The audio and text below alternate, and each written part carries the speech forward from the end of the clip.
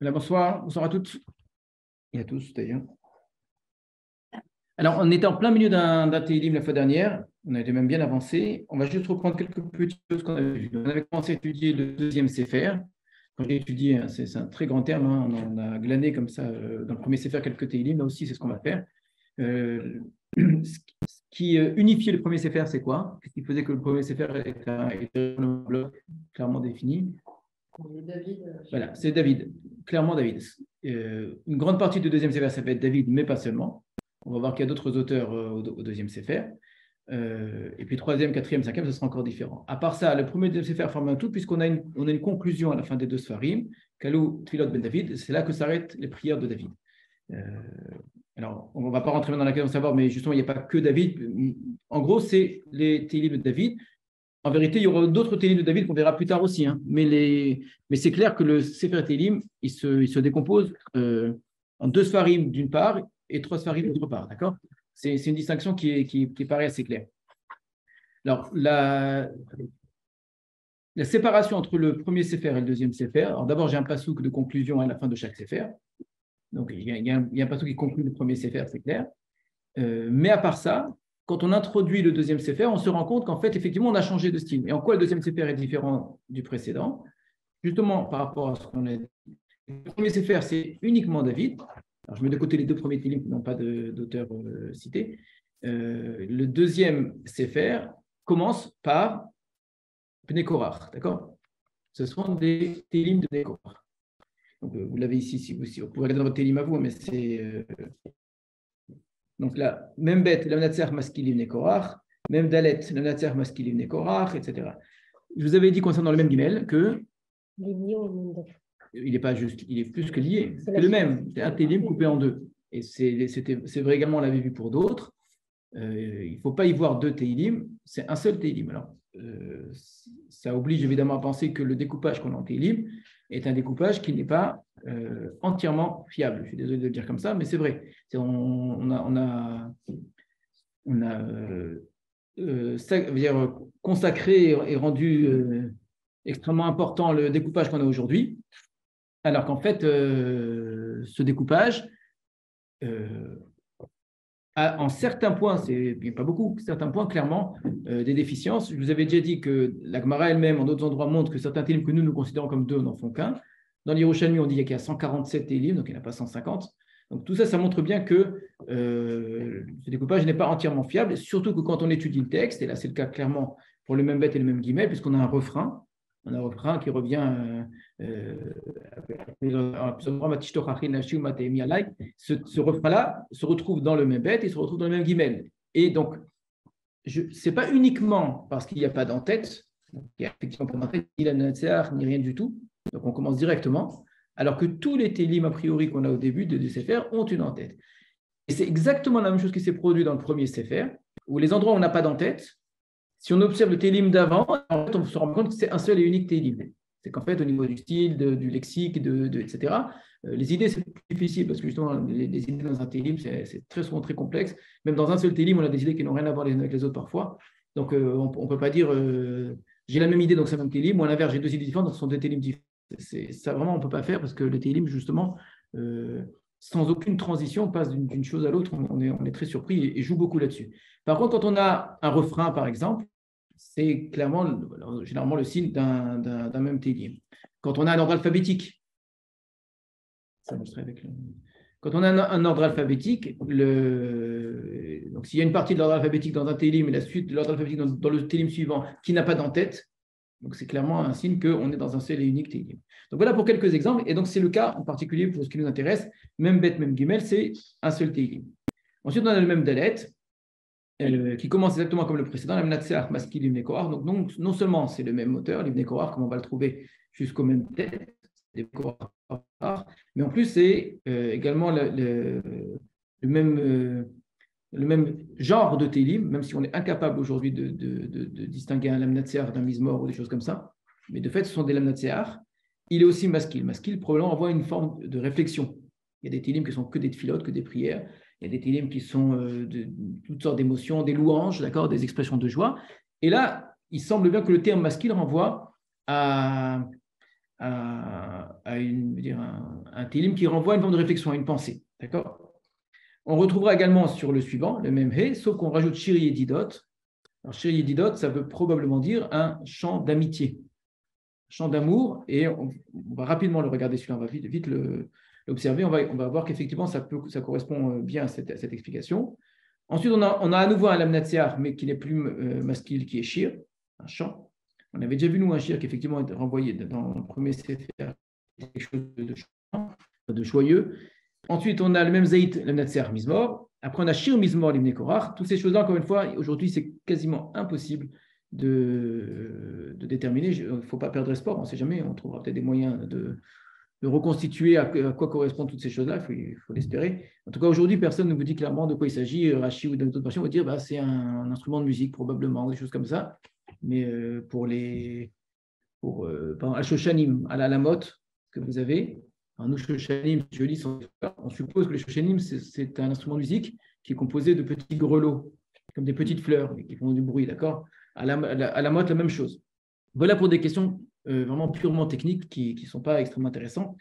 Le premier Télim, quel était son sujet? Donc, même bête, même guimel ensemble. Il y avait plusieurs idées qui se suivaient, mais quel était le sujet essentiel du premier Télim, du deuxième Sefer? Même bête, même guimel, vous pouvez le revoir, il n'y a pas de problème. Donc, c'est ce que nous lisons à Sukkot.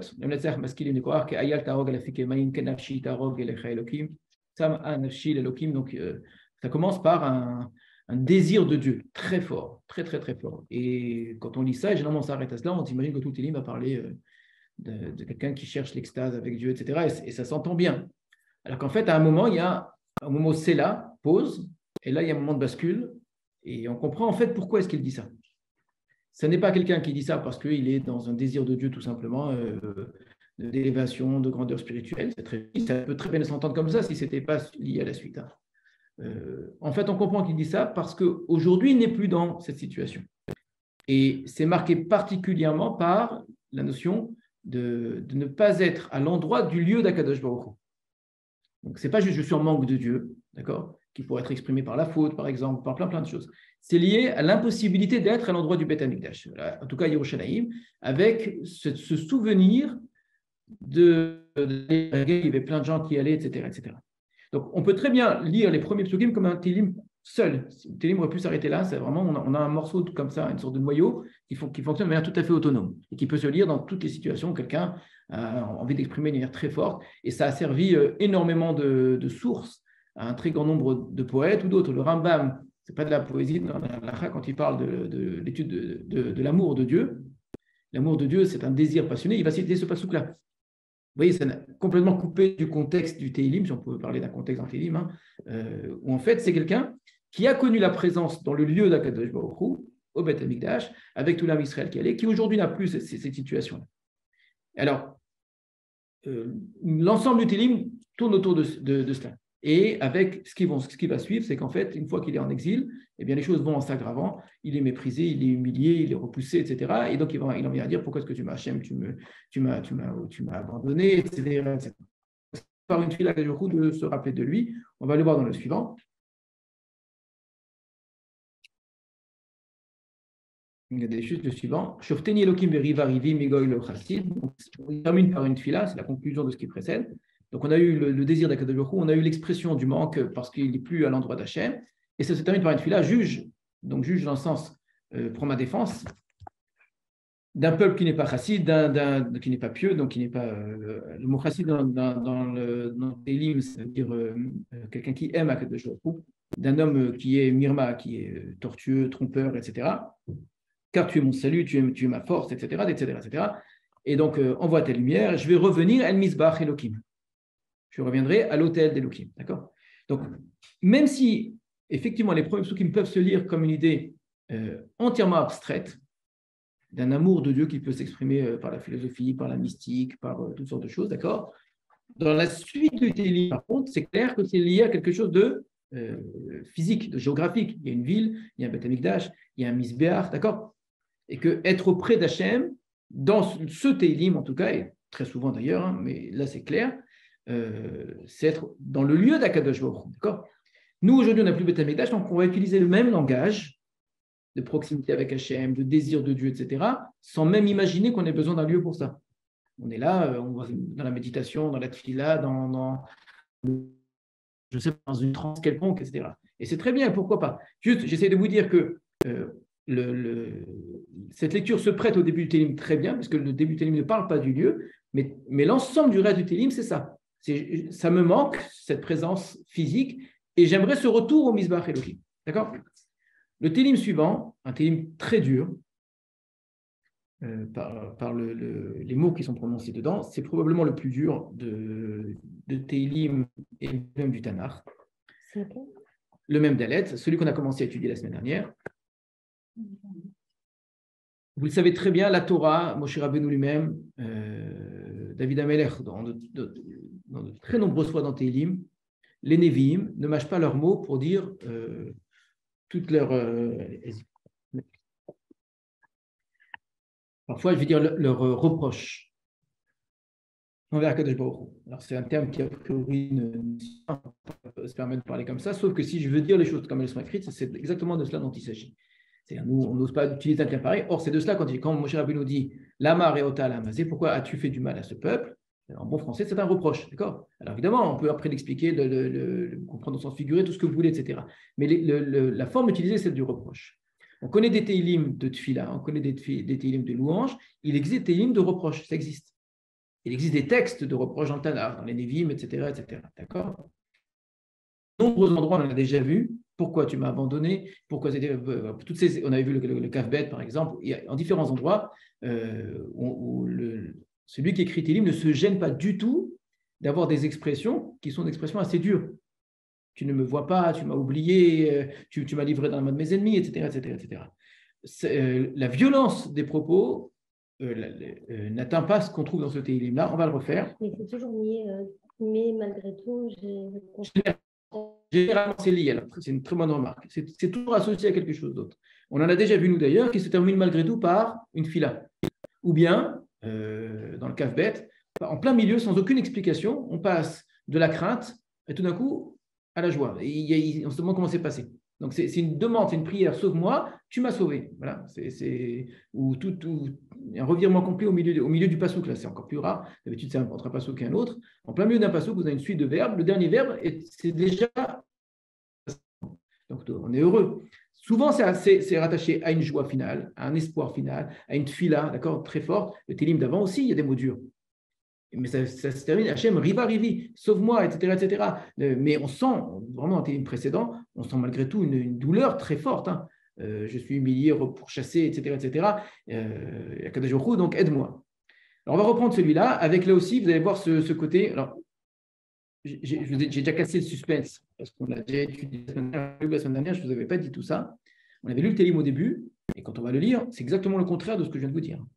C'est justement, on a un télim ici qui joue avec le feu et l'eau comme ça très rapidement, sans aucune transition. Vous allez voir, c'est un seul télim qui pourrait donner l'impression d'avoir deux textes complètement séparés. Donc, je commence au bête directement. Elohim, ve'oznenu shamanu, avotenu siperu lanu. Directement, il parle. On n'a pas parlé, je crois qu'on n'a jamais parlé des noms de Dieu dans Télim. De la même manière qu'on a des groupes de Télim en fonction des auteurs, on a aussi des groupes de Télim en fonction des noms de Dieu. Les Bnei Korach, généralement, presque tout le temps, c'est le nom Elohim qui apparaît. Donc, Elohim beoznenu shamanu, avec nos oreilles, nous avons entendu. Avotenu siperu lanu, nos pères nous ont raconté. Nous-mêmes, nous avons entendu, nos pères nous ont raconté. Poal pa'alta vimehem, toutes les œuvres que tu as accomplies à leur époque. Vimekedem dans ces temps antiques. Donc, on nous a raconté tout ce que tu as fait, Hachem. Ata, c'est toi, il y a Decha Goïm Orachta avec ta main que tu as dépossédé les peuples, Batitaem, et tu les as plantés. Tu as planté l'arme Israël. Tu l'as donné sa terre. Tara Leumim, donc en enlevant ces feuilles Yoshua, je vous ai dit à quelle époque ça renvoie, c'est clairement ces feuilles Yoshua ici dont il parle. Tu es riche, tu dépossèdes les uns pour mettre les autres, donc pour mettre mes pères. Tara Leumim Bateshel Lechem. On a dit Tara, c'est les Haria. Tu as ruiné, tu as fait du mal aux nations et tu les as renvoyés. Kilo vecharba miarshu aretz, car c'est pas par les épées qu'ils ont conquis la terre, on parle des pères encore une fois. Uzoram loshi alamo, c'est pas leur bras qui les a sauvés. Ki yeminecha uzroacha, car c'est ta droite, c'est ton bras. Et orpanecha, c'est la lumière de ton visage. Ki retitam, parce que tu les as agréés. plus fort que agré, car tu les as désirés. Le mot ratzon, je vous ai déjà dit dans Télim, c'est souvent le désir, l'amour. C'est lié à la volonté. Désirer, c'est vouloir.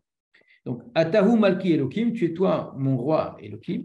Savez Yeshua Yaakov qui ordonne les saluts de Yaakov. Becha, c'est avec toi que nos ennemis nous allons encorner, voilà. Beshimcha Navus Kamenu, c'est par ton nom que nous allons écraser ceux qui se lèvent contre nous. Kilovek Ashti Eftar, car c'est pas avec en mon épée que je vais avoir confiance. Becharbilo Toshieni, c'est pas mon, c'est pas avec mon arc que j'ai confiance, mon épée ne va pas me sauver. Ki hosha tanu mitzarenu, car tu nous as sauvés de nos ennemis. Umesan enu evishota, et tu as humilié ceux qui nous haïssent. Ben Elohim, ilanu kolayom. Et en Elohim, nous avons loué le jour. Beshimcha l'olam nodé, c'est là. Et ton nom, les olam, pour toujours nodé, nous serons reconnaissants. C'est là. Et là, le c'est là, c'est pas toujours le cas, mais là, ça marche. On a vu déjà plusieurs fois que ça marchait très bien. C'est vraiment pause. On arrête le télim à cet endroit-là. Donc, la manière dont ça devait être chanté, en termes musical, je ne sais pas, dont ça devait être orchestré, il y avait probablement ici quelque chose qui marquait la pause. Imaginez-vous une symphonie, d'accord? Une petite mélodie qui est répétitive avec un refrain. La symphonie, c'est une histoire qui est racontée avec la musique. Vous avez les 4 saisons, je ne sais pas ce que vous voulez, etc. Vous avez une sorte de mise en scène des instruments de musique, etc. C'est probablement le cas ici. Ce n'est pas la même musique qui est répétée. Il se passe quelque chose dans le Teilim, à un moment pause. Quelle est l'idée du Teilim jusqu'à présent? C'est de considérer que le passé, c'est toujours toi qui nous as sauvés. Le présent, c'est toujours toi qui nous sauves. Et la conséquence, il ne nous reste plus qu'à te louer. On avait fait remarquer la semaine dernière que l'idée forte ici, c'est qu'il n'y a aucune action humaine, aucune. Ce n'est pas mon bras, ce n'est pas mon arc, ce n'est pas mon épée, etc. La seule action humaine, c'est je vais te louer, je vais te dire merci. Et ça vient à la fin. Et donc, on sait tous, évidemment, dans tout le Tanakh, que lorsque l'armée Israël gagne des guerres, c'est Hachem qui leur fait gagner les guerres. Mais il y a plusieurs façons de le dire. Il y a des façons où les choses elles sont généralement mélangées. L'homme agit et Hachem agit avec lui, on nous dit les deux choses. Là, non. Là, volontairement, il y a une affirmation très forte, radicale. L'homme ne fait rien. Ce n'est pas notre bras, ce n'est pas notre épée, etc. C'est toi qui as tout fait, etc. Donc, il y a une insistance très forte. On fait peser tout le poids de l'histoire absolument, uniquement sur Dieu, comme si les humains n'avaient rien fait, comme si les humains n'avaient rien fait. La seule chose qu'ils ont à faire, c'est le Hallel. Tout ça est fait exprès en vérité. Donc, cette façon extrême de parler de l'action de Dieu, il est seul à agir pour le bien du peuple Israël, permet en vérité de faire basculer complètement le Télim, maintenant, le renverser dans la suite. Si on était dans quelque chose qui était une sorte de compromis, où les hommes agissent quand même, où on remercie Dieu de nous avoir aidés dans ce que nous avons fait, etc., ce ne serait pas aussi fort que ce qu'on va voir maintenant. Donc, Hachem, c'est toi qui as toujours tout fait, d'accord? Même aujourd'hui, c'est toi qui fais toujours tout, d'accord? Toutes nos réussites, c'est grâce à toi. Il ne reste plus qu'à te louer, c'est là. Et directement, avec un mot en plus qui est terrible, on commence à se dire, normalement même, ici, ils ont traduit pourtant. Parce qu'effectivement, tu as le sens de pourtant. Donc, mais si je lis bien Av comme même, c'est aussi, également, donc tu nous as sauvés, tu as aidé nos pères, tu nous as sauvés, et aussi, Zanarta, tu nous as abandonnés, Matachlimenu, et tu nous as humiliés. Mais l'Otetse Betsibotenu, tu n'es pas sorti dans nos armées. Tu n'es pas sorti avec nos armées. Tu n'étais pas là quand on a fait des guerres. Tu étais là, par contre, pour nous faire reculer en arrière. Il n'y a pas écrit, tu as laissé nos ennemis nous faire reculer. Là aussi, l'action de Dieu, elle est totale. C'est toi qui nous as fait reculer.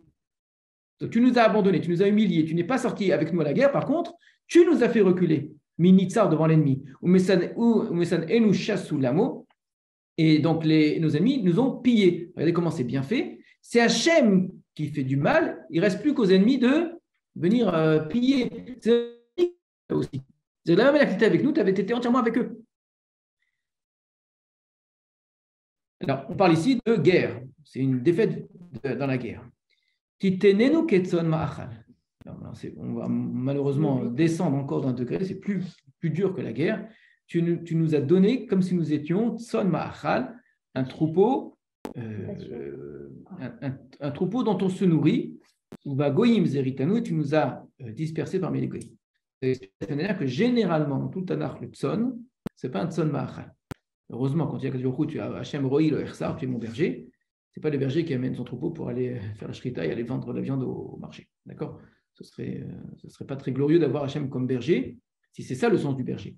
Le berger dans le Tanakh, c'est celui qui mène son troupeau pour la laine, pour le lait, et qui fait tout pour que le troupeau vive et lui trouver des bons passages pour que le troupeau vive longtemps. Il va chercher du bien. Alors qu'il existe un autre type de troupeau qui est un troupeau qui vit très peu de temps. On essaie d'engraisser au maximum, mais parce que trop âgé, ce n'est pas de la bonne viande. Et ce troupeau très jeune, il est envoyé à l'abattoir. D'accord? Ça, c'est Tson Ma'achal. Et c'est fait exprès, c'est très ironique. Bien qu'il n'ait pas utilisé le terme Tson auparavant, comme on a vu cela, mais l'image est tellement connue que Kajorou, c'est notre berger et qu'on est son troupeau, on l'a déjà vu, que de dire, c'est presque une façon de dire, oui, on sait, on est ton troupeau. Tu es notre berger, le berger qui amène son troupeau pour se faire manger. Ou va Goïm, et tu nous as dispersés parmi les Goïm. Timkor Amecha Velohan, tu as vendu ton peuple, comme le berger qui est devenu Bema Sandler, qui est devenu vendeur de bestiaux, mais qui vend ses bêtes sans valeur, sans même essayer de gagner de l'argent avec. Il essaie de s'en débarrasser. À ses yeux, ces bêtes être mangées, mais n'ont même plus de valeur. Il ne va même pas chercher à gagner de l'argent. Ça veut dire que si encore tu les avais vendus cher, on aurait été vendu, on aurait été mangé, mais on se serait dit, mais au moins, ça avait de la valeur pour toi. Mais on n'a même pas de valeur pour toi, on ne vaut rien. Vélo ribita bimchrem, tu n'as pas cherché à augmenter le prix, quoi. Le prix le plus bas qu'on t'a donné, tu as dit, allez, prenez. Vraiment, quelqu'un qui veut se débarrasser. Tu as fait de nous une honte devant nos voisins. La va keles les sevivotenu, de moquerie pour ceux qui nous entourent. Ça veut dire, on connaît très bien cela, c'est-à-dire de dire le terme juif, c'est devenu une insulte. Dans beaucoup de langues, c'est le cas. Même si aujourd'hui, c'est plus, on le cache un petit peu, etc. Mais pendant très longtemps, et encore dans certains endroits, c'est clair, dire juif, c'est vraiment une insulte. Dans le monde arabe, dire que quelqu'un c'est un Yehudi, c'est une insulte. D'accord? En France, en Alsace, jusqu'à il n'y a pas longtemps, dire que quelqu'un c'est un juif ou un petit juif, c'est quelqu'un un traître, un voleur, un juriste, même s'il n'était pas juif. D'accord? Donc, voilà, tu as fait de notre nom, est devenu un nom d'insulte. Tessimenu mashal bagoïm. Tu as fait de nous un machal, c'est-à-dire une fable. Et ça aussi, la fable du juif, le juif errant, etc. Le juif est devenu un exemple, mais un exemple très négatif. Menod roche balé oumim, ce qui fait bouger la tête parmi les nations. Alors, il y a plusieurs façons de comprendre. C'est-à-dire que dès que les gens nous tournent la tête, il ne faut pas s'occuper de nous, ou bien que la tête en signe de dégoût, etc. Ça veut dire vraiment, les gens ne nous parlent même pas. On n'est plus des gens à qui on parle, on est des gens de qui on parle, mais de manière très négative. Et quand on est là, juste les gens bougent la tête devant nous comme si on était des moins que rien. Kolayom kelimat inegdi. Tout le jour, ma honte est face à moi, ou bochet panaï qui cette nuit, l'humiliation de mon visage me couvre, mikol meharef à cause de la voix de celui qui insulte, de celui qui m'attaque, mi pene oyev ou mitnakem, devant l'ennemi et devant celui qui veut se venger. Kol zod batnu. Tout cela nous est arrivé. Alors ça, on n'avait pas fait la semaine dernière. Velo shecha hanucha, et nous ne t'avons pas oublié. Là, on voit qu'on passe à autre chose. Velo shikarnu bibritecha, et nous n'avons pas été, alors, si je veux être littéralement songé, ça veut dire on n'a pas trahi l'alliance. De quelle alliance? De quelle alliance on parle ici? L'oshikarnu bibritecha. Très bien, l'alliance du Ham Israël envers Hachem d'accomplir la Torah. C'est ça le Brit.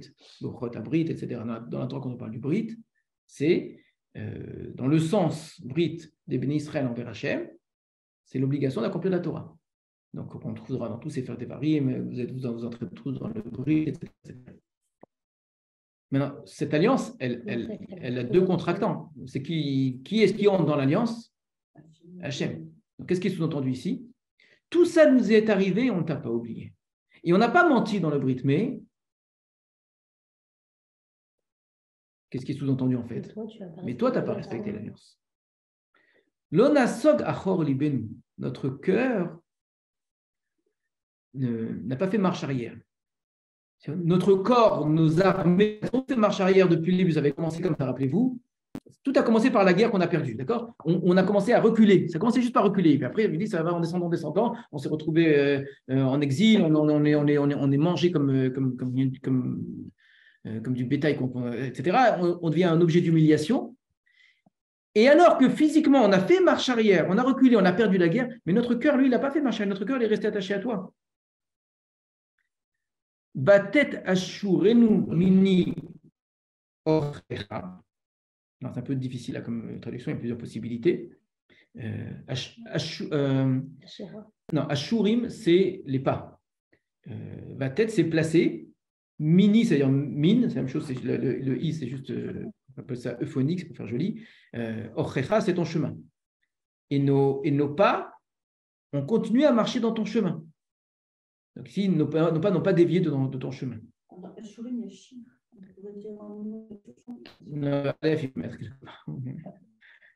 Qui bimkom tanim. Vatechas alenu betsalmavet. Alors, tanim, c'est des animaux dans les déserts. Non, scorpions. On traduit généralement des animaux monstrueux. Voilà, simple. Alors, avant de faire le pasoukaf, je reviens à ce qu'on a dit auparavant. Les premiers psukim jusqu'au mot Sela, c'est l'expression d'une foi totale. Tout ce qui nous arrive, tout ce qui nous arrive en termes de salut, de réussite, de délivrance, etc., ça vient d'Hachem. La seule chose qu'il nous reste à faire, c'est de louer Hachem. Et là, Télim aurait pu s'arrêter là. Et en vérité, tout ça, ça sert à mettre en place le Haf, mais par contre, d'accord, non seulement tu as été notre ami, il nous a été, mais c'est aussi toi qui nous a repoussé, rejeté, qui nous a fait perdre, qui nous a humilié, etc. Et on arrive à une dégradation qui passe par la défaite militaire, l'exil, la plus terrible, la terme d'humiliation est très facile, d'accord. Et ça se clôt, toute cette partie-là, et pourtant, on ne t'a pas abandonné. Voilà. Tout ça nous est arrivé et on ne t'a pas abandonné, on n'a pas oublié, d'accord. Maintenant, on passe à partir du Pasoukaf. Essayez de vous dire la même chose en termes de plan du Télim. Qu'est-ce que ça rajoute à ce qui précède Qui dit Kitanu bimkom tanim. Le qui, il faudrait traduire de manière à ce que, pendant que dit Kitanu, tu nous as rabaissé. Bimkom tanim dans des endroits d'animaux monstrueux, là où il y a des. Ça peut être, ils traduisent des hyènes ou des choses comme ça. Va techas alenu vetsalmavet. Et que tu nous as recouvert de Tsalmavet. Tsalmavet, c'est un terme qu'on trouve en différents endroits qui renvoie probablement à la mort. D'accord. Alors, on connaît tous le Télim, Gam qui est l'air, Beget, Tsalmavet, le Ra, qui a imadi. Ici, c'est fait exprès pour dire le contraire, en fait. Si je vais, c'est pas toi, Hachem, toi, tu as Hachem, Roi, l'Ersar, Binodeshir, Bitseni. Là-bas, c'est tout un Télim sur qui dirige l'armée Israël comme un troupeau dans les bons endroits. D'accord. C'est ça, Hachem, Roi, tu es mon berger, je ne manquerai de rien. Gam qui est l'air, et même si je vais Betsalmavet, ça veut dire que toi, tu m'amènes dans le monde, mais moi, je ne sais pas, par folie, je ne sais pas, je vais Betsalmavet, mais j'aurais quand même pas peur parce que tu vas quand même m'aider. C'est très beau comme Télim là-bas. Là, c'est exactement le contraire. C'est toi qui m'amènes Betsalmavet.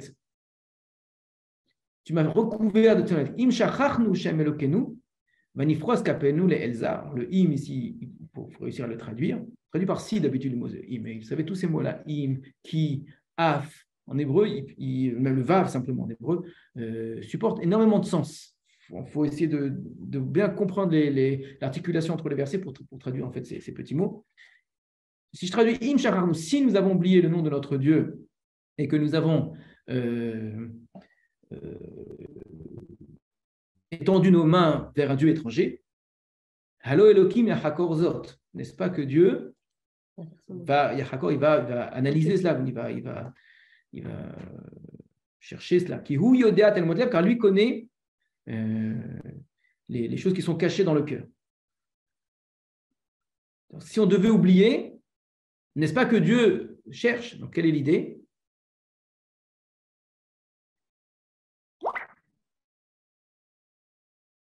C'est-à-dire, qu'est-ce qu'il est en train de dire là? Encore une fois, ce qu'il avait déjà dit auparavant.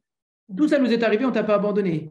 Et si vraiment on devrait oublier le nom de notre Dieu, Hachem, tu sais bien que ce n'est pas vrai. C'est pour ça que le im, il ne faut pas traduire par ici.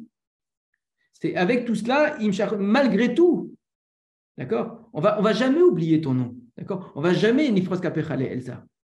Est-ce qu'avec tout ça, on en viendrait à cela? C'est-à-dire, avec tout ce qui nous est arrivé, on a eu un nouveau passou qui renvoie encore une fois la détresse, dit Kitanu bimkom tani vatechas alnu betsalmavet. Et là maintenant, on aurait pu t'oublier. Eh bien, on t'a toujours pas oublié. Tout ce qui nous est arrivé auparavant, on t'a pas oublié, on t'a pas abandonné, on n'a rien fait. Ensuite, tu as continué, tu nous as un peu plus écrasé, tu nous as rabaissé un peu plus, et le nom de notre Dieu, on l'a toujours pas oublié. Et on n'a jamais étendu nos mains vers un Dieu étranger. Et d'ailleurs, tu le sais, toi, tu sais ce qui est dans nos cœurs, tu sais très bien qu'on ne l'a jamais fait. Qui a alecha oragnu kolayam. Car c'est à cause de toi, pour toi, que nous sommes tués tout le jour, c'est-à-dire tous les jours. Necheshavnu ketson tifra. J'ai juste pas compris le Pasuk en fait, c'est la suite. C'est qui dit kitanu, il faut le lire avec le im après. Donc, donc, on a une humiliation, malgré ça, on ne l'a pas abandonné. Voilà, deuxième qui fait un seul pasouk. Im shacharnucha Hashem lakenu qui dit kitanu kantanu terchasenu batsalmavet. Donc, ça, c'est on ne l'a pas abandonné, Hachem nous a mis. Et malgré tout, eh ben, on n'a toujours pas abandonné Hachem. Et tu le sais bien, parce que tu sais ce qu'il y a dans notre cœur. Et là, regardez jusqu'où ça va. Ragnu alecha kolayam. Donc, tous les jours, on est tué à cause de toi, pour toi. Les Cheshavnu ketson tifra, on est considéré comme un troupeau à l'abattoir. Et là, on est tombé vraiment le plus bas possible. Voilà. Et on nous tue les uns après les autres avec ce contraste que met en place ici l'auteur de Télim entre ce qui nous arrive, et qui est une forme d'abandon total de Dieu, du peuple d'Israël, au point qu'ils en arrivent voilà, ils restent plus en l'abattoir, ils vont tous mourir les uns après les autres. Je dis un contraste avec, par contre, ce peuple qui, même là, par contre, lui n'a pas abandonné Hachem. Donc, ils vivent un abandon total de Dieu sans qu'eux n'abandonnent Dieu à aucun moment. Alors, on a eu plein des expressions où, effectivement, on parle des malheurs d'Homme Israël. Très souvent, c'est associé à mais c'est vrai qu'on a fauté. C'est vrai qu'on a des choses à se reprocher, d'accord? Mais malgré tout, parfois. Oui, mais malgré tout. Mais il y a très souvent ce qu'on appelle un tziduk hadin, où on accepte. Echa, par exemple, dans le livre de Echa, vous avez des mots durs, vraiment, la souffrance, etc. Mais ça va être, on a fauté, et toi, tu n'as vraiment pas été sympa. C'est vrai que nous, on a fauté, mais bon, toi, tu n'as pas été clément. Mais il y a l'idée que on a notre part de responsabilité là-dedans, même si on essaie de faire porter, entre guillemets, les responsabilités à Hachem. D'accord? C'est une façon de parler, je suis que porte-parole du texte, d'accord? Ne me frétez pas des idées. Le texte dit ça. Là, on n'a rien. Non seulement qu'on n'a pas un reproche, on a une expression d'une grandeur du Ham Israël, je ne sais pas comment appeler ça, une émouna. Quand tout allait bien, on savait que ça ne venait que de toi et on ne s'est pas permis un instant de dire que c'est notre. Franchement. On n'a jamais gagné les guerres grâce à nous. C'est grâce à toi, que grâce à toi. La seule chose qu'on faisait quand on gagnait les guerres, c'était te remercier. D'accord? Et quand tout a été perdu, c'est à cause de toi. Et nous, on n'a toujours pas abandonné. Et quand on est arrivé vraiment au dernier moment à tous mourir, on n'a quand même pas abandonné ton nom. Et donc, hurrah, réveille-toi. Réveille-toi. Lama tishan. Hurrah, lama tishan Adonai. Hakitsa al tiznach lanetzach. Pourquoi est-ce que tu dors, mon Seigneur? Elohim, c'est passé à donner mon maître. Hakitsa. Hakitsa, ça veut dire, c'est une autre forme de réveille-toi. Al tiznach. Ne nous délaisse pas, la netzach pour toujours. Là aussi, on connaît, on dit Lo yanum velo ishan. Nul ne s'endort, nul ne dort, d'accord? Il est chômeur Israël, etc. Là, sans aucune gêne. Allez, réveille-toi. Hakitsa. Hakitsa, ça veut dire c'est quelqu'un qui dort, mais alors vraiment profond. Allez! Lama fanechatastir, pourquoi est-ce que tu caches ton visage? Expression qu'on a déjà vue dans tes livres, qui vient de Sefer Devarim. Donc, c'est évidemment un lien avec ce qui est avec Sefer Devarim, avec les klalotes là-bas dans Kitavo, sauf que, et dans Vayelech là-bas quand on parle d'Aster Astir Panaï, sauf que, clairement dans Sefer Devarim, c'est la conséquence des actes du peuple. Vous allez faire ça, et moi je vais faire ça, et vous allez faire ça, etc. Donc, c'est l'armée Israël qui a fauté. Et à la suite de tout cela, alors Astir Panaï, je vais cacher mon visage. Là, par contre, tu caches ton visage alors qu'on n'a rien à nous reprocher, rien du tout. Tishkach, tu oublies notre souffrance, notre oppression, d'où elles viennent les expressions Il y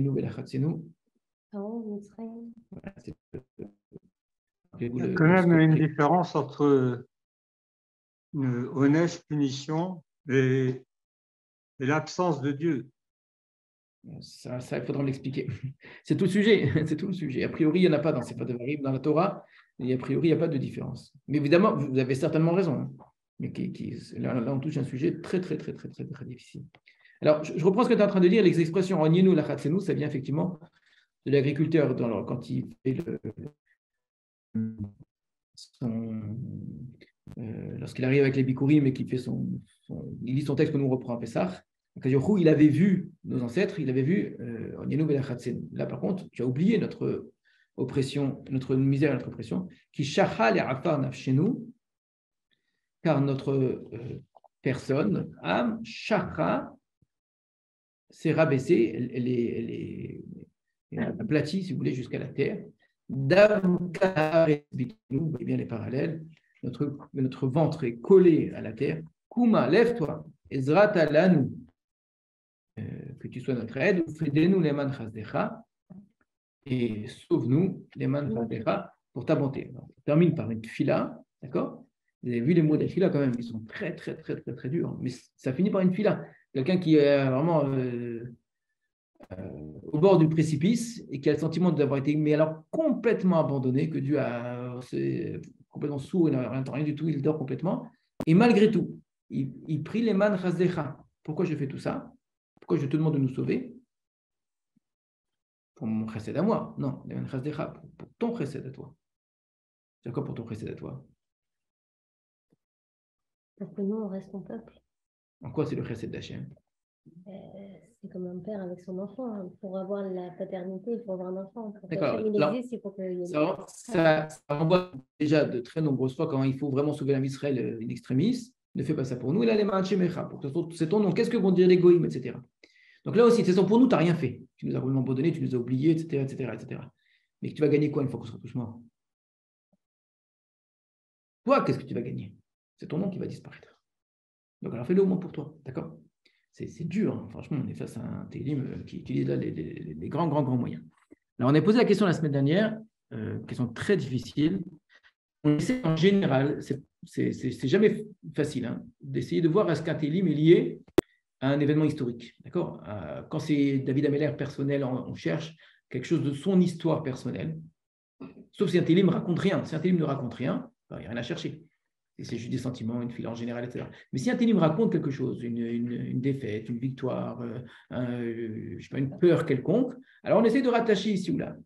Alors, faut se méfier de ce genre de recherche, même si elle est nécessaire, parce que, j'ai dit, télim, c'est de la poésie. Et la poésie se permet de dire une chose dans un langage d'autre chose, etc. Donc, quand il parle de maladie, peut-être qu'en fait, il ne parle pas du tout de maladie, peut-être qu'en fait, il n'était pas malade.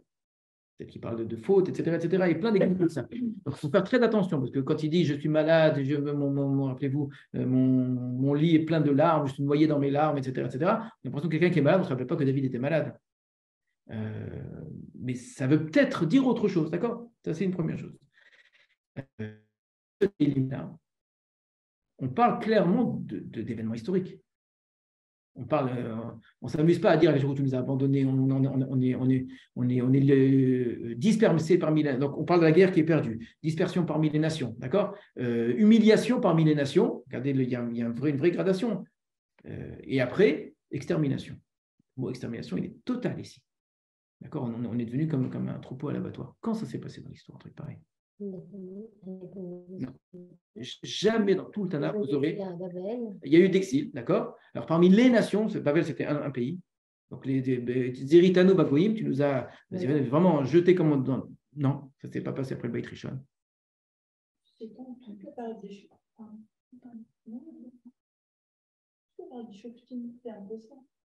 Jamais l'âme Israël a été amené comme un troupeau à l'abattoir. Jamais dispersé par Israël. Ça a fonctionné. Donc on parle ici de guerres qui ont été perdues. Bon, ça des guerres qui ont été perdues, on peut en trouver un grand nombre. La dispersion parmi les nations, on en trouve l'idée, effectivement, où ça? De Purim, avec Haman. Tu parles du Ham Israël, des tribus qui ont disparu, mais celles, elles ont totalement disparu. C'est elles qui parlent à ce moment-là? Alors, ou c'est quelqu'un qui parle en leur nom? Peut-être, d'accord. Et Purim, c'était ça, la notion du Katan Val-Gadol. Ils n'ont pas été amenés à l'abattoir. On sentait bien une peur. Rappelez-vous, tout le Kabbalah fonctionnait sur une angoisse de quelque chose qui ne s'est pas encore passé. Mais là, non. Là, on parle de gens. On est tué tous les jours en ton nom. À l'époque de Purim, on n'a pas été tué au nom de Dieu. Ça, c'est dans le Tanakh. Alors, probablement l'histoire qui ressemble le plus sur certains points, l'aspect martyr, si vous voulez, attendre l'époque des Hashmonaïm. C'est vrai, hein? Mourir au nom de Dieu, vous ne trouvez pas ça dans le Tanakh, honnêtement. Il n'y a pas. On meurt parce qu'on est dans une guerre, etc. Nebuchadnezzar, il n'a pas tué les Bnei Israël parce que les Bnei Israël croyaient en Kadosh Baruch Hu. D'accord, d'ailleurs, ce n'était pas le cas. On ne tuait pas les Juifs parce qu'ils étaient le peuple d'Hachem.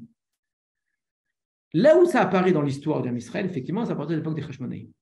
À l'époque des Hashmonaïm, ils ont tué parce qu'on ne sert à Kadosh Baruch Hu. C'est vrai.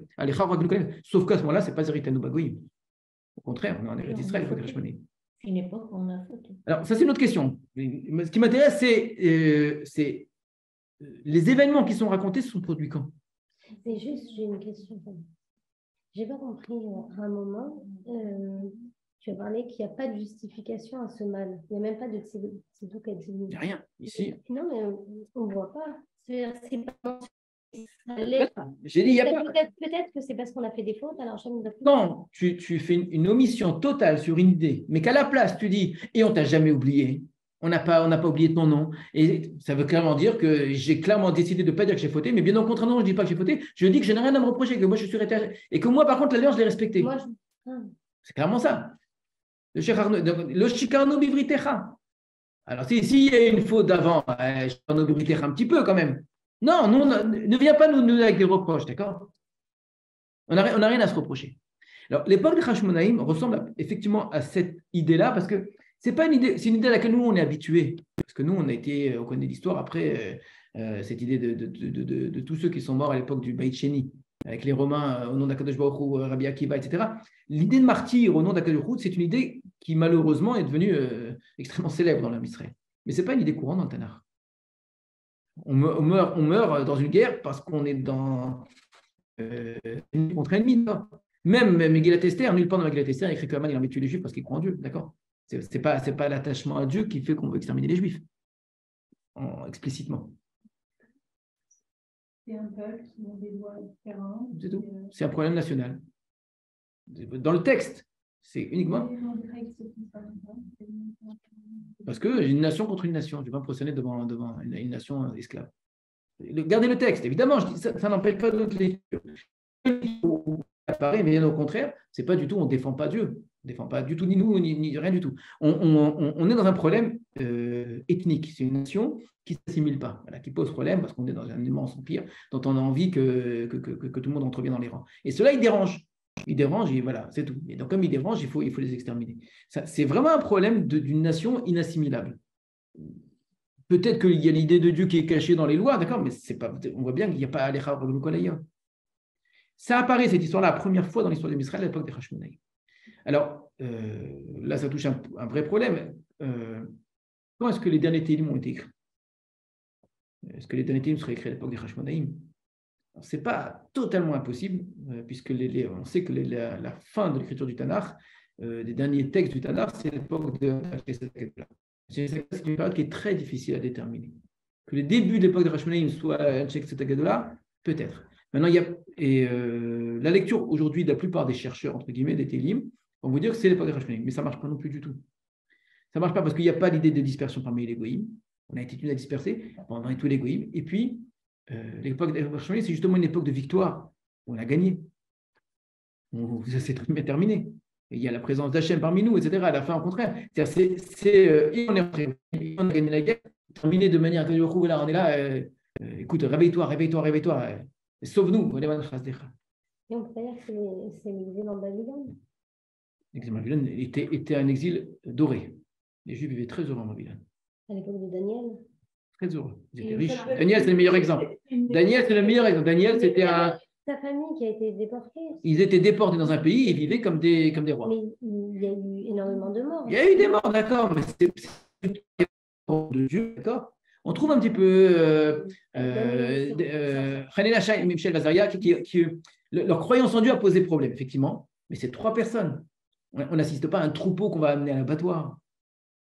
D'accord. Et je répète, exil en Babylone, c'était un exil heureux, entre guillemets.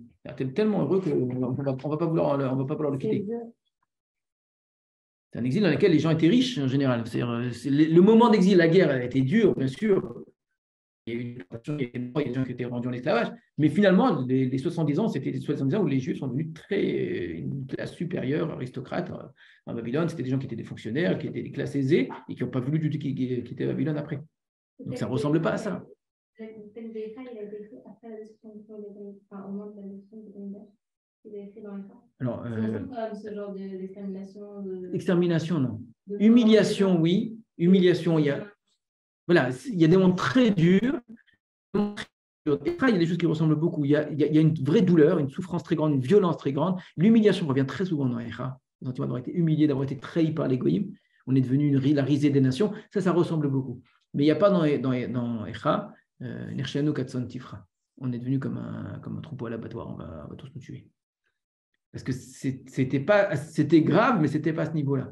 On voulait nous vaincre. Echa, l'essentiel de Echa, l'essentiel, j'exagère, grande partie de Echa, c'est la problématique de la ville de Yerushalayim. Qu'est-ce qui est devenu Tzion? Qu'est-ce qui est devenu l'État, la société qui était là? Comment c'est que les choses qui étaient aussi belles ont disparu? Et ça s'est fait dans des coins. Mais ce n'est pas le peuple en tant que tel qu'on extermine jusqu'au dernier et qui n'a strictement rien à se reprocher en plus. D'accord? Probablement, on sent que Ezra, il y a la période de la destruction du Beth Amikdash, au moment de la destruction du Beth Amikdash, ça a dû être très violent, très, très, très violent. Quand les armées babyloniennes sont entrées à Jérusalem, ça a dû être un massacre. D'accord? Mais il n'y a pas eu une dispersion parmi tous les goïms. On a été en Babel. Zeritano Bagoïm. Non, mais ça, c'est Babel. Ouais, d'accord.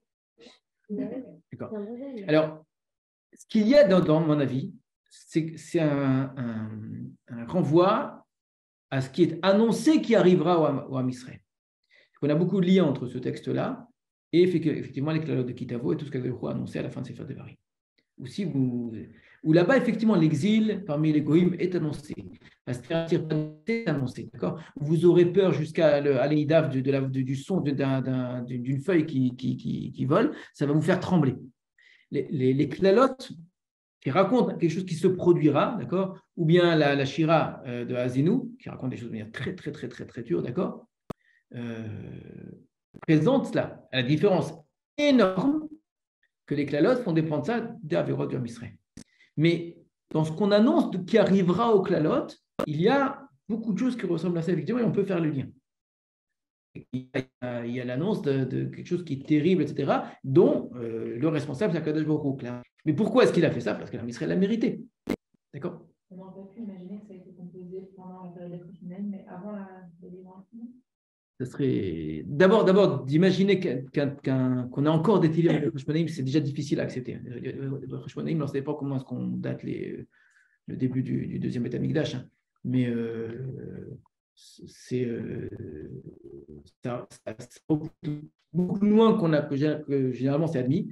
Pas la clôture du Tanakh. La clôture du Tanakh, c'est après, hein, ça fait après le Beit Sheni, hein. C'est là où on va décider complètement qu'est-ce qui rentre, qu'est-ce qui ne rentre pas. Mais l'écriture du Tanakh, les derniers textes écrits du Tanakh, généralement, ça ne va pas plus loin que vraiment le début du Beit Sheni. C'est vraiment difficile. Il y a des choses il y a des thèmes, en tout cas, qu'on va voir apparaître. Mais moi, j'ai plutôt le sentiment inverse, que ce Télim-là met en place des thèmes qu'on va faire effectivement. On va trouver dans cette Télim-là les mots et les expressions pour dire ce qu'on va vivre après. Oui, ça, c'est clair. Mais c'est pour ça que je dis que quand on lit un texte, on dit, voyez bien, dans ce texte-là, il écrit ça ne peut pas s'être reproduit. Donc, nécessairement, ça a été écrit à telle époque. Là, on a un des meilleurs exemples où, si on s'en tenait à ça, il faudrait dire que le texte il a été écrit en 1945. Il ne peut pas avoir été écrit avant. Alors, ou sinon, on peut remonter au pogrom où vraiment les gens et les juifs étaient à l'abattoir. D'accord? Alors, personne ne va dire que c'était écrit à cette époque-là. Oui. Donc, on a eu le même problème, rappelez-vous, pour le Kayat excusez-moi. À la Yelet Hashachar, c'était comment ça commence? Voilà. C'est écrit les David. Non, j'ai oublié le début. Le Matzah Hayajal, David. Comment c'est écrit? Dis-moi David, voilà. Où on nous dit que c'est David. Or, le lien avec Purim, avec Megillat Esther précisément, il est énorme. Énorme. C'est des liens trop forts. Dans les idées, dans les mots, etc. Alors là aussi, quoi. Alors, donc, ce n'est pas David qui l'a écrit. C'est écrit après. Mais pourquoi c'est écrit les David? Au nom de David, en hommage à David, plein d'expressions comme ça. Donc, on avait dit là, on a un télim, c'est comme ça que je le ressens. Et même pour le coup, les pashtanim, les grands pashtanim parmi les commentateurs qui refusent de voir dans Télim des Nevuot, sur ce Télim, presque tous d'accord pour dire il ne peut pas avoir vécu ça pour pouvoir le raconter. Donc on annonce quelque chose qui va se passer beaucoup plus tard. Et quand je dis beaucoup plus tard, c'est même pas Baït Sheni, c'est même pas la destruction du Baït. Les Romains vont faire terrible, mais on ne va pas assister à ce qu'on est en train de voir ici. On va arriver d'une part jusqu'à la mort, mais d'autre part, et c'est en ça que je veux dire que même l'époque des Hashmonaïm, etc., ce n'est pas comparable, parce que ce qu'il y a de nouveau dans ce texte, c'est qu'on n'a rien à se reprocher. À l'époque des Hashmonaïm, il y avait une hellénisation totale du Ham Israël. D'accord? C'était vraiment, c'est facile de dire, c'est par nos fautes qu'il nous arrive tout ça. Et c'est par nos mérites qu'on va faire Teshuvah, etc., que Hashem va nous aider. Là, ce n'est pas ça du tout. On n'a pas à faire Teshuvah de quoi que ce soit. Or, on le dit peut-être pas, mais les périodes les plus difficiles et les plus douloureuses de Israël sont les périodes où Israël avait le moins de fautes à se reprocher qu'en apparence. On peut toujours chercher des fautes aux gens et leur trouver des poux, ça c'est sûr. Mais l'époque des croisades, c'est quoi l'époque des croisades? C'est les communautés juives qui vivaient en Allemagne qui ont été exterminées. Elles vivaient de quelle manière? C'était des gens qui étaient proutim, qui faisaient Avodah Zarah, rien. C'était des communautés florissantes. La seule chose qu'ils faisaient toute la journée, c'était étudier, c'était des grands yeshivot. Voilà. Toute la vie juive, c'était l'étude de la Torah, les mitzvot. C'était des gens bien, des gens vraiment sans... On n'a pas de description de déviance quelconque, rien de tout ça. Là, pourquoi on restait exterminés? Et quand ces gens étaient exterminés, ce qu'ils avaient dans la bouche, c'était ce télim-là. Quand vous voyez les piyutim qui ont été composés dans le monde ashkénaze à cette époque, il y a beaucoup de piyutim, en grande partie jusqu'à aujourd'hui, donc on va dire dans les slichot, etc. Les Sfaradim sont très gênés quand ils lisent, ils ne sont pas habitués à ce genre de discours. Ils sont d'une violence envers Hachem incroyable. Incroyable. Donc on va reprendre le thème de l'Akedat Yitzhak, parce que le meilleur exemple, c'est Akedat Yitzhak. Il n'a rien fait, Yitzhak, d'accord? Et Yitzhak, tu vas l'égorger. Sauf que nous, tu nous as vraiment égorgés. Et nos enfants, tu les as vraiment tués. Pourquoi? Qu'est-ce qu'on avait à se reprocher? Il n'y a pas de reproche. Il n'y a pas Khatanu, Avinu, Pashanu, etc. Dans le monde séfarade, les slichot sont vers la slicha, la demande de pardon, c'est les slichot au sens propre. On a des choses à se reprocher, d'accord? Alors c'est sûr que ça ne va pas à nous dans la vie, mais il y a le sentiment qu'il y a une sorte de justice qui se réalise et qu'on. Voilà. Mais depuis le départ, avec Ben Abetarim, les ministres, ils n'ont rien fait, ils ont été en esclave. D'accord. Ce que tu es en train de dire, c'est que ce thème-là qui est surprenant, qui va à l'encontre du thème habituel qui est de dire qu'il n'y a pas de faute sans punition, il n'y a pas de punition sans faute. Il y a des endroits dans le Tanakh où effectivement, ce n'est pas le cas. C'est même identitaire. Voilà, mais tu sais très bien que par exemple, les Chachamim dans le Midrash, pour Brit Ben Betarim, ils vont chercher des fautes. Ah bon? Bah oui, c'est parce qu'Abraham, il a demandé. C'est parce que. Oui, mais que tout un peuple parce que il y a. esclave à cause Évidemment, tu comprends que ce genre de réponse, elle est à prendre avec. Pour reprendre ce que je disais, si on cherchait des coups dans les cheveux, alors c'est la même chose plus tard. Voilà. Alors, c'est pour ça que je dis que ce télim a cette force, cette audace de ne pas entrer dans ce jeu-là. C'est sûr qu'on pourra trouver quelque chose. D'accord? Mais il ne veut pas dire ça. Et en même temps, un texte qui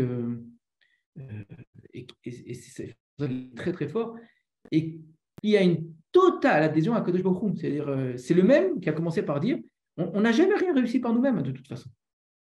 On n'a rien fait par nous-mêmes. Même notre extermination, ce n'est pas par nous-mêmes. Ce n'est même pas de notre faute. D'accord? Tout c'est toi, de toute façon.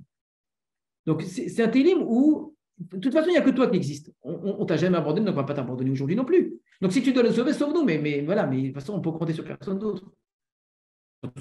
Oui, mais encore moins sur nous, d'accord? Alors, à quoi ça sert? Donc, c'est un télim de Emouna incroyable parce qu'elle fait dépendre d'Emouna de rien. Il n'y a rien, il n'y a pas quoi que ce soit qui dise j'ai rien à gagner. Ils sont perdus, donc perdus pour perdus, alors ils mettent un je ne sais pas, par expérience, tu diras que perdu pour perdu, quand on a très mal et qu'on souffre, on n'a pas envie d'attendre quoi que ce soit de quelqu'un qui nous apprend. C'est pas vrai. Et on sent bien que ce n'est pas une bouée de secours, ce n'est pas dans ce sens-là qu'il le dit. C'est l'assurance que rien de ce qui se produit ne vienne pas d'Akadosh Baruch Hu. Donc, ce n'est pas notre épée, ce n'est pas notre arc, d'accord? Eh bien, tout vient d'Hachem. Alors, je le répète, faites très attention, ce n'est pas un texte de philosophie, d'accord? Ce n'est pas un texte ici qui vous fait une réflexion théologique sur la justice de Dieu dans l'histoire. On est dans de la poésie. Prenez les choses comme elles sont écrites, c'est-à-dire, souvent, quand on étudie ça, la poésie, c'est une expression de sentiment. Et on va essayer de trouver les meilleurs mots, les meilleures formules pour exprimer un sentiment, pour dire le sentiment. Mais on n'est pas en train, on ne peut pas se dire, comme certains vont faire. Alors, quelle est l'opinion de Daniel Meller sur la justice de Dieu dans l'histoire? Ça ne veut rien dire, c'est faux. Alors, les Bnei Korach, c'est ridicule. Les mêmes Bnei Korach vont vous dire exactement le contraire dans un télim. Mais on prend une idée, un sentiment, et on va jusqu'au bout de ce sentiment parce qu'il y a quelque chose de vrai et d'absolu dans ce sentiment-là, et qu'il faut le dire et qu'il faut l'entendre. Alors, ça n'empêche pas qu'à d'autres moments, j'ai exprimé un sentiment très, très, très, très, très, très différent, d'accord? Mais ici, les Bnei Korach vont prendre une idée, qui est une idée vraie, qui est une idée qui appartient à Israël, qui est, comme tu le dis, annoncée dans Brit Ben Abetarim, qui ne fait pas dépendre de quoi que ce soit, le Inouï, la Guérou, tout ce que vous voulez, etc., de quelconque fonds, de qui que ce soit. Comment je sais que je vais avoir Eretz Israël? Tu sais comment tu sais que tu vas avoir Eretz Israël? Viens, je vais te dire comment tu sais. Comment je sais? Tu vas voir, ils vont souffrir 400 ans, ils vont être exilés, voilà. Et au bout du compte, vous aurez Eretz Israël. Voilà, donc tu l'auras, Eretz Israël. Ah, c'est comme ça que j'aurai Eretz Israël. Bah oui, c'est comme ça que tu auras Eretz Israël. Il n'y a pas d'explication dans le texte. Pourquoi Akedat Israël? Pourquoi est-ce qu'il faut faire donner l'impression qu'on va tuer qu'un enfant? Il a fait quelque chose de mal, Israël? Certainement pas. C'est un corban, quoi, que je trouve des corbanotes des enfants. Non, en fait, c'était juste pour vérifier. Tu as besoin de vérifier ça de cette façon-là. Donc, c'est évident que quand on prend les clalot de Kitavo, la relation faute et punition, elle est claire, elle est très très grande, en tout cas pour la première partie. À la fin, si vous regardez bien le texte à la fin de Kitavo, il y a un moment où il y a un décrochage. C'est-à-dire où après un moment, où entre guillemets, il abandonne Am Israël, il cache sa face, en fait, c'est l'expression. Cacher sa face, ça veut dire qu'à ce moment-là, même si vous faites des mitzvot, ça ne marche plus. Il y a un moment qui est celui des fautes qui entraînent une conséquence, d'accord? Et puis il y a un moment où il dit très bien, maintenant on décroche. Et le mécanisme de l'histoire n'est plus le même. Avant, le mécanisme de l'histoire, c'est vous faites le bien, vous aurez le bien, vous faites le mal, vous aurez le mal. Et ça fonctionne comme ça. Et donc si vous êtes échouva, ça va mieux. Mais il y a un moment, il y a un décrochage, et je dis maintenant je cache ma face. C'est quoi je cache ma face? Et je fais comme si j'étais pas là. Et donc, il se peut que, si ça va aller, il faut aller jusqu'au bout, que vous fassiez le bien, et ça marche quand même pas. Je vous vois. Je regarde plus ce que vous faites. Donc, ce mécanisme qui est le bien entraîne le bien, le mal entraîne le mal, était vrai jusqu'à un certain moment. Et bien maintenant, ça ne marche plus. Mais c'est en fait être livré à la nature. Livré au hasard. On peut être dehors et... Donc, et on peut très bien comprendre que ce qu'il est en train de dire, c'est il y a peut-être quelque chose avant qui s'est passé, qui nous a jetés dans ce tourbillon-là maintenant. Mais dans ce tourbillon-là, nous, en tout cas, on n'a pas abandonné ton alliance. Et c'est très fort. C'est parce qu'on croit en toi que d'habitude on est sauvé. Et là, c'est parce qu'on croit en toi qu'on nous tue. C'est une inversion totale plus on croit en toi, plus on est attaché à toi, plus on nous tue. Donc c'est toi qu'on vit, ta Kadosh Baruch Hu. Jusqu'à quand tu vas laisser faire ça? Oura, la Matichan, pourquoi? C'est vraiment une sorte de Hanouka. Parce que c'est plus l'histoire de tenir le... Et ceux qui étaient vivants. Non, c'est eux qui sont allés se battre. Voilà. Oui, non, c'est l'histoire de Hanouka, oui. C'est l'histoire de Hanouka où, et je dis dans l'histoire, c'est la première fois, en tout cas à grande échelle, le Ham Israël est pourchassé pour la Torah. Ça, c'est clair. C'est l'histoire de Hanouka, c'est l'histoire des Hashonim qui met qui met ça en place dans l'histoire, qu'effectivement, où c'est l'attachement à Hachem qui amène la persécution. Dans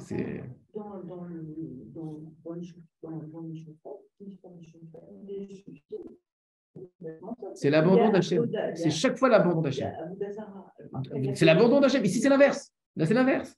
Là, c'est parce qu'on croit en toi qu'on a des problèmes. Dans les Shoftim, c'est parce qu'on a le Shoftim, au contraire, Shoftim, c'est le meilleur exemple entre guillemets naïf, où quand on se comporte mal, ça va mal, et quand on se comporte bien, on fait teshuva, ça va bien. Voilà, et chaque fois. Et puis finalement, ça va mal à nouveau. Alors, c'est tout le temps comme ça, c'est un cycle, sans arrêt, sans arrêt, sans arrêt.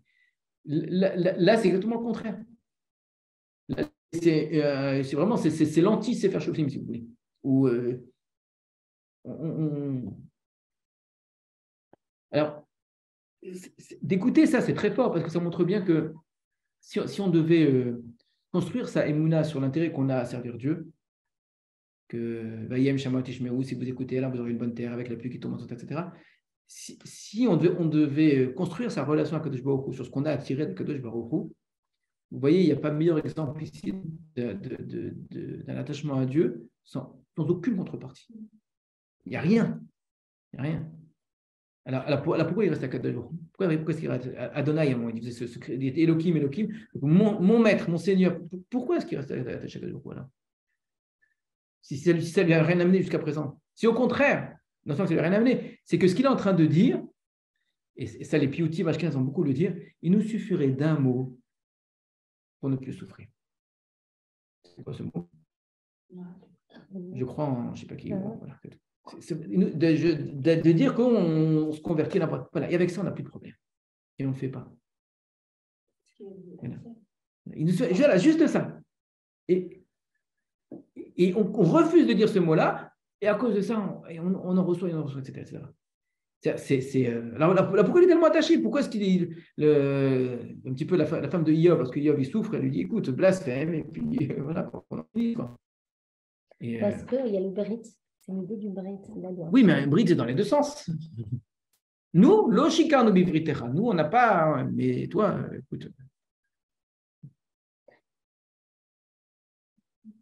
Et c'est l'idée d'un père qui, même si le fils il va mal se comporter, le père il restera père, même si. Alors, là, c'est le fils, même si le père il se comporte mal, écoute, c'est mon père, c'est mon père. Ça reste son père, oui, ça reste son père. Reste ton père. Ouais. On ne peut pas changer les lois de la nature. C'est le Brit qu'il a fait que c'est quelque chose de posé. C'est pour ça que ce télim est très important. C'est parce qu'il déconnecte la relation à Dieu de tout attachement à quoi que ce soit. Et c'est très important d'entendre ça. Alors, il faut faire attention de ne pas réutiliser le télim à tout bout de champ pour n'importe quoi. On va utiliser, comme on a le point Goldwyn, on aura le point télim, même là, pas de problème, machin, tu nous as abandonné, mais pourquoi tu dors, etc. Malheureusement, très souvent, les gens, je vais faire attention à ce que je vais dire là, c'est facile de voir les moments d'abandon et c'est très difficile de voir au contraire tout ce que nous aide, même dans les situations les pires qui soient. Et on fait souvent abstraction de cela et on ne raconte pas ça. Et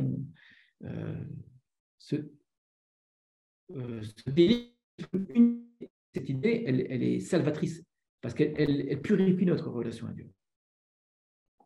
Jusqu'où est-ce qu'on peut aller? Et malgré, de toute façon, c'est comme quelqu'un qui dit maintenant que j'arrive à la porte de la mort, alors est-ce que je vais changer les vérités scientifiques dans lesquelles je crois, la force de gravité, etc. Une vérité, c'est une vérité, quoi. On va pas... Alors, je peux faire semblant, mais je sais que ce qui est vrai est vrai. La vérité, elle ne dépend pas de ce qui marche ou pas. La relation à Dieu, elle ne dépend pas de qu'est-ce que ça m'a apporté ou ça ne m'a pas apporté. C'est une vérité, c'est une vérité. Donc, c'est pour ça qu'il parle de sheker, le shikar nous bivratera. Changer notre relation à toi, même si ça peut nous aider, nous arranger, etc., nous faire plaisir, c'est simplement un mensonge. Ce n'est pas de l'ordre du bien ou du mal, c'est de l'ordre du vrai et du faux. C'est faux. C'est faux. C'est quoi? Je me rappelle une fois quelqu'un qui rencontré mon père et qui discutait malheureusement sur des choses très dures que sa famille a vécues pendant la Shoah, etc. Et il dit, vous comprenez, monsieur le rabbin, après tout ça, Alors, vous ne pouvez pas pratiquer le judaïsme et croire en tout ça, parce que vraiment, on va dire non, vraiment, je vous comprends très très bien. Vraiment, je comprends.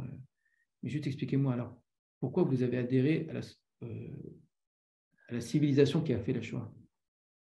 Que vous n'adhérez pas à un Dieu qui vous a pas aidé, je veux bien, mais pourquoi c'est le monde occidental qui a fait naître tout ça, que maintenant vous êtes complètement... si pour vous c'est horrible ce qui s'est passé, eh bien alors, de cela aussi, il faut vous détacher. Donc c'est faux votre façon de penser. Vous réfléchissez, vous dites simplement, c'est difficile, c'est compliqué, etc. Mais n'allez pas me sortir un argument du style, il était où, etc. C'est pas ça le fond du problème. De fait, si vous voulez vraiment jeter un regard sur ce qui s'est passé, les gens mal, d'accord, vous n'êtes pas du bon côté aujourd'hui. D'accord, les gens qui étaient des gens bien, ce sont ceux qui sont morts. C'est pas de ce côté-là que vous avez décidé d'être aujourd'hui. Alors, voilà pour un Télim, encore une fois. Ça, c'est Bnei Korach, qui est dans les 22h10, je pense avancer un peu plus. On a d'autres Bnei Korach. Rappelez-vous juste, on va retenir quelques petites choses. Les premiers qu'on a eu au départ insistent sur la relation à Hachem, justement, qui est très désirée. Une relation qui est liée à un lieu, à un endroit, qui est le lieu d'Akadosh Baruch Hu, etc. Mais profondément, ce n'est pas que j'ai envie de ce pays-là, j'ai envie de cette ville-là, j'ai envie de ce Beth Amikdash pour le plaisir d'y être. Ce que je veux, c'est, je suis assoiffé de toi. Sam'a nafshi Elokim. Lisez maintenant les deux télim à la suite. Ça, c'est... tout d'un coup, ça donne le vertige. Là, je vous ai dit, on est dans un tourbillon qui nous enfonce. Mais lisez le télim d'avant, d'un homme qui est d'un amour... je suis à toi comme quelqu'un, comme la biche qui a besoin d'eau, etc., etc. Et que depuis que je ne suis plus dans ta ville, je ne suis pas bien, j'ai besoin de toi. Et on retrouve l'humiliation. On a même un verbe qu'on retrouve dans les deux. Le refrain qu'on avait dans les télim précédents, c'est Matishtochachi nafshi ou matehemi alai. Matishtochachi nafshi. C'est quoi la racine de Tishtochachi? Non, Matishtochachi nafshi. C'est Shacha. Regardez le note, c'est Shacha la afar nafshin. C'est la même. C'est la même. Donc, mon nefesh, Shacha, est abaissé à la terre. Donc, et c'est très souvent le cas. Très, très, très, très. Shacha, c'est être aplati, être. Très, très souvent, vous verrez que des télim qui se suivent ont des expressions qui se ressemblent. Alors, c'est comme la Ishtachalaya. Non, c'est propre, c'est se rabaisser, s'humilier presque. Alors, bon, déjà, tous les télim, même très lointains, utilisent énormément de motifs, parfois de phrases entières qui se reproduisent. Il y a énormément comme ça, de rappels, de liens, de ressemblances entre un télim et un autre, ça c'est très très courant. Mais ce que vous avez d'une manière très forte, c'est des séries de télim.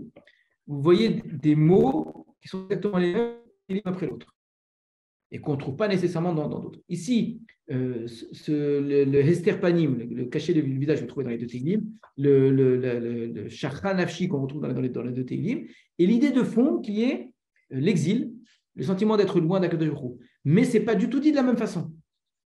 Là, c'était le manque de Dieu. Je manque d'Akadosh Baruch Hu. Je souffre de manquer de toi, c'est très beau. C'est pas, je souffre, je suis humilié, etc. C'est vrai. Je souffre de ne pas être avec toi. Là, on ne ressent pas le manque de Dieu au sens j'ai besoin d'être avec toi. C'est le manque de Dieu, pourquoi tu me sauves pas? Parce que j'en peux plus de mourir. L'accent est beaucoup plus marqué sur la réalité physique, historique, etc. Alors que dans le texte précédent, c'était une réalité beaucoup plus intérieure, sentimentale, une relation à Dieu qui manque, d'accord? Mais qui est liée à des événements qui se ressemblent d'une certaine façon. Ce n'était pas tombé aussi bas dans le télim précédent, mais il y avait beaucoup de ressemblances. Alors, je ne dis pas que dans le télim suivant, vous êtes par la suite, quand on va regarder quelques-uns des Bnei Korach comme ça, est-ce qu'il y a même s'il est fin, un fil conducteur entre ces télim? On va parler de choses très différentes par la suite. On va parler du roi. Il y a un télim qu'on a déjà étudié avant Rosh Hashanah qui parle de la royauté d'Akadosh Baruch Hu.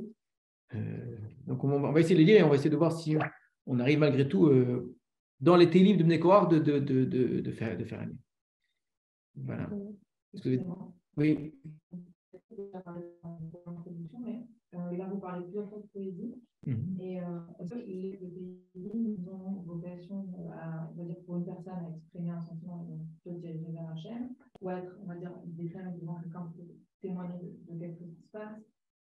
a une intention, mais à qui ça sert? Alors, il y a des télim clairement qui ont été écrits de manière liturgique.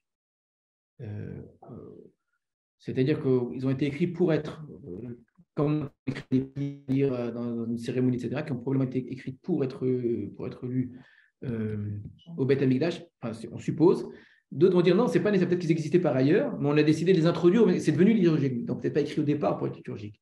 En tout cas, c'est clair que l'institution des Meshorerim, donc des Bnei Korach, entre autres, vraiment, par David Ameller, c'est une institution liée à la construction du Beth Amikdash.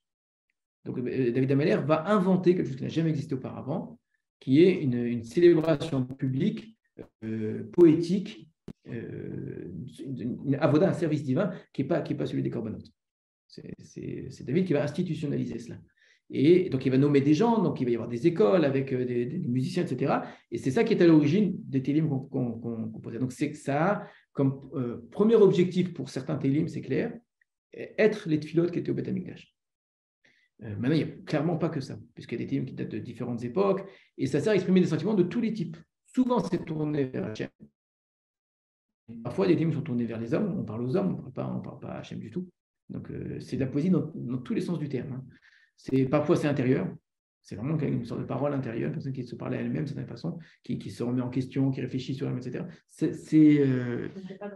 Il n'y a certainement pas de règle. Et c'est très complexe, encore dans le même télim, des ruptures. C'est d'une complexité littéraire extraordinaire. C'est là où on a l'impression que tu vois c'est hyper courant, il faut être attentif à ça, c'est pas au hasard. Très souvent, vous avez un il et puis d'un coup, et un moment, on a tu. Et dans les télim, ça arrive très souvent, c'est une façon d'enfoncer le clou, de revenir, de rendre la chose beaucoup plus forte. C'est quelque chose qui est on a vu plusieurs télim comme ça, où le tu à Akadosh Baruch Hu, c'est un passage de palier dans le texte. Je dis que c'est une complexité littéraire très grande. Les gens ont souvent l'idée que l'ancienne était très simple, bien encadrée, avec des rimes, etc. Et la poésie moderne, c'est totalement faux. La poésie ancienne est d'une complexité au niveau des thèmes, au niveau des rythmes, au niveau des structures, au niveau on utilise un nombre incroyable de moyens pour exprimer des sentiments. Et c'est merveilleux, c'est quelque chose Et donc effectivement, on est très souvent gêné parce qu'on ne comprend pas le texte. On arrive plus ou moins à traduire les mots, on peut essayer de faire l'effort, mais même quand on a traduit les mots, on dit le coup, on a compris l'idée. Mais des fois, on est face à des télim où même une fois qu'on l'a traduit, on se dit mais on n'a pas compris ce qu'il a dit. Parce qu'il dit des choses, on n'a pas compris le contexte, on n'a pas compris de quoi ça parle, en quoi c'est lié au passouk d'avant, etc. Et c'est jamais, en tout cas, une histoire. On ne raconte pas une histoire dans télim, et donc on se permet en plein milieu de changer. C'est très courant de changer. Que des télim soient construits parfois par deux textes qui ont l'impression qu'ils n'ont rien à voir l'un avec l'autre, c'est très courant dans télim. Vous avez un même télim où on dit une chose, et vraiment pas. Il n'y a pas de transition avec mais cependant, ou quelque rien, c'est direct comme ça. Mais bon, il suffit de lire pour s'en rendre compte. Ça,